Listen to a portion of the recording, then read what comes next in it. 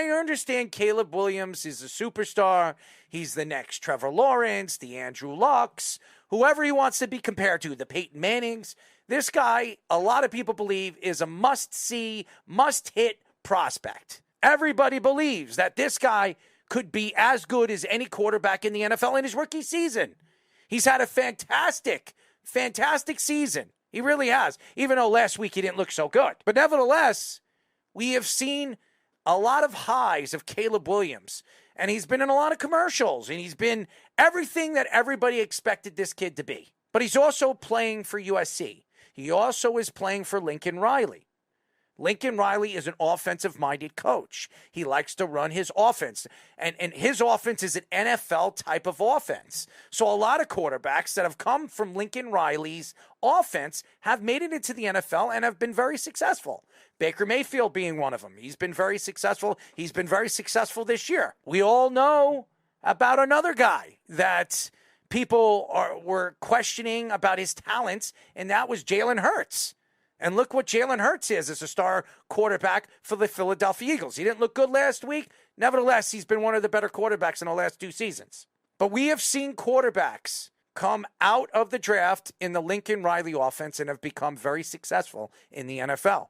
As a matter of fact, I would say Lincoln Riley, as a head coach, has had more quarterbacks, successful quarterbacks, to come out of his offense in college, make it to the NFL, and have been successful. Caleb Williams could be the best one out of all of them. A tremendous amount of talent. He really is. He can run. He can move inside and out of the pocket. He can make every single throw. He's got a good arm. Everything about him stands out as the number one pick in the first round in this year's draft. There's no question what he has done for the USC Trojans.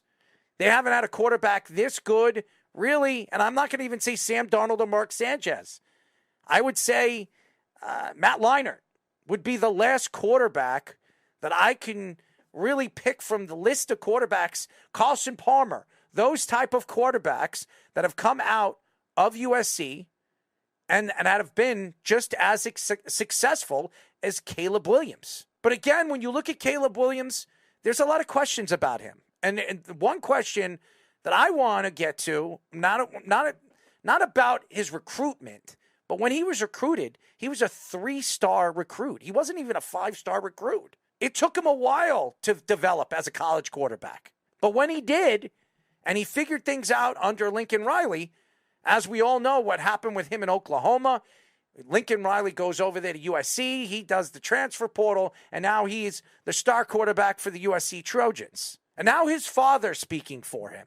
And we all know about people's parents that get involved with their kids when it comes to the NFL. Jamal Adams, we all know about him. OBJ is another one. Eli Apple is another one. Yep. When their parents get involved, before these guys become superstars, before these guys become a name in the NFL, it creates a problem for those particular superstar young athletes. Unless you're Eli Apple, who never became a superstar. Well, he became good. He's a quality corner now. He's been on pretty good teams over the last couple of years. The only team he wasn't successful with was the New York Giants. But everywhere he went, the Bengals, he was successful there.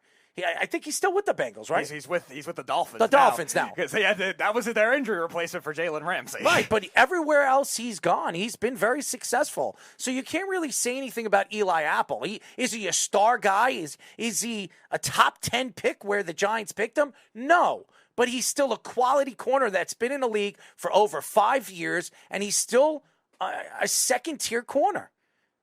But we're not even getting into that. We're getting into this kid where he has come out numerous amount of times and is pretty much forced his way in telling people that if he doesn't go to the team he wants to go to, he's probably going back to college. Then he has come out now and said that he wants partial ownership of the team wherever he goes, which is pathetic. And honestly, he hasn't proven himself yet to get something like that. And now you see the NFL, as they passed a rule in July that they forbid players to have any kind of investment in the team if they're playing for that team.